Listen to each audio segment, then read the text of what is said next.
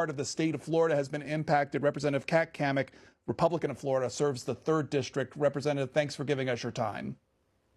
Glad to be with you. Thanks. Could you remind viewers, when you look at the state of Florida, the 3rd District, what does it cover?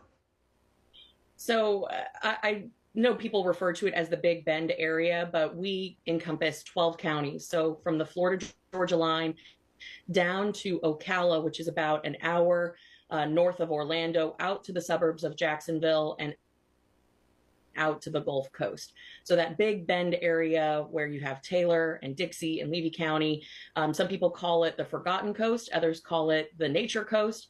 It is a huge swath of predominantly agricultural area, and I consider it to be old Florida.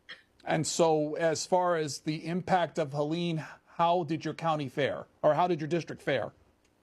Well, I will tell you honestly, this is the 3rd storm in 13 months, and our district, along with Representative Neil Dunn, our area has seen direct hits on our districts in each of those storms. And to say that it is catastrophic is an understatement in certain communities, particularly in the coast, but also inland. One of our counties, Hamilton County, it shares a border with the Georgia line, and the agricultural damage there is tremendous. They saw winds of nearly 100 miles an hour. And so we're looking at catastrophic losses inland as well as on the coast. It's really devastating. And so I appreciate everyone's prayers and thinking of Florida, but our friends to the north in the Carolinas, Georgia, and Tennessee also sustained tremendous damage from Hurricane Helene.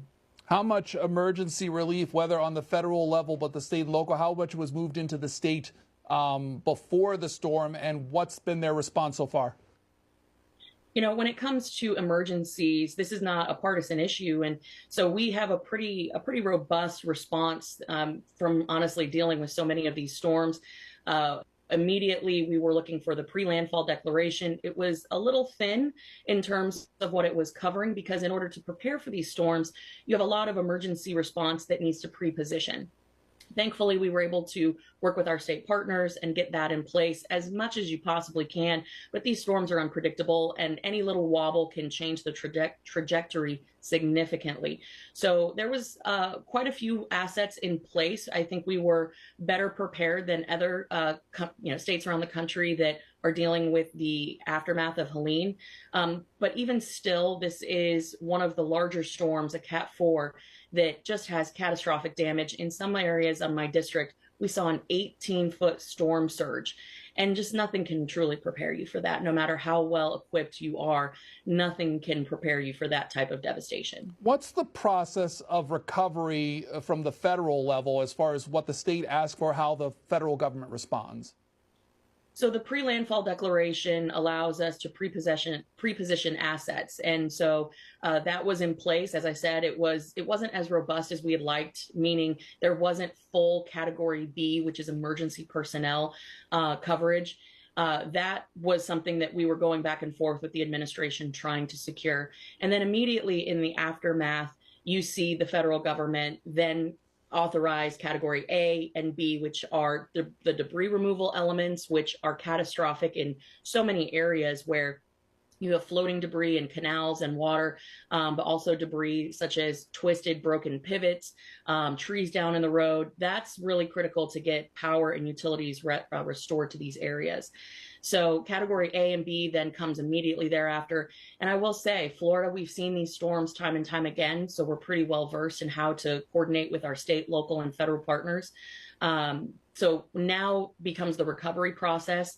Debris removal is paramount. Housing for those that lost their homes is the next step. We're working with our state partners, which after speaking with Administrator Criswell yesterday, her and I chatted about what that would look like in terms of who was going to take point. And it looks like the state will take point on this housing initiative.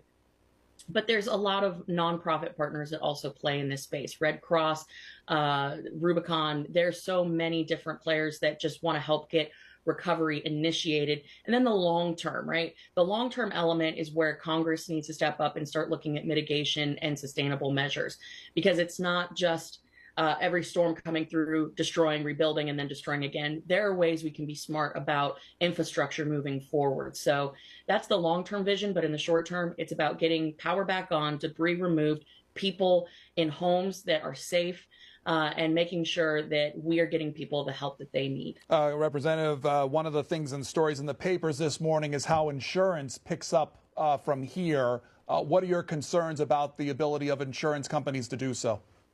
Well, there's no surprise that in Florida, we've been struggling with rising costs of insurance and providers leaving the state. That has been a several-year issue that we've contended with. And of course, insurance is the first step that people are taking photos, submitting to their insurance companies. But in many cases, like in my district, these areas are not predominantly second homes or tourist homes.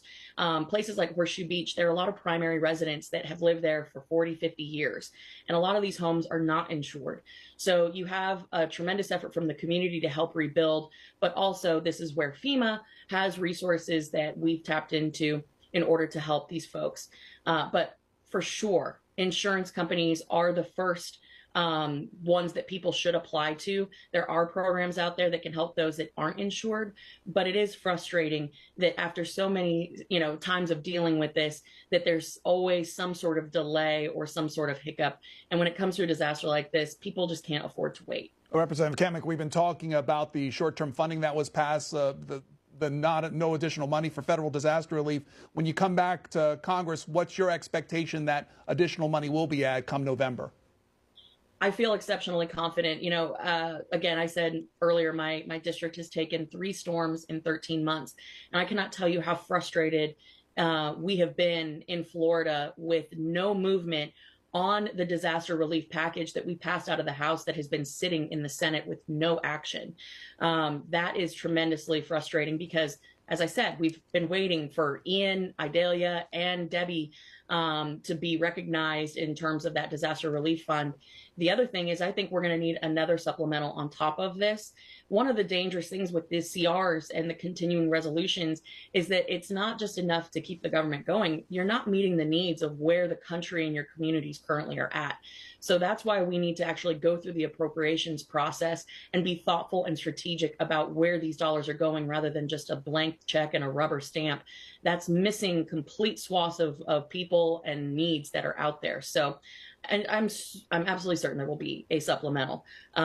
My fear is that it turns into a political football.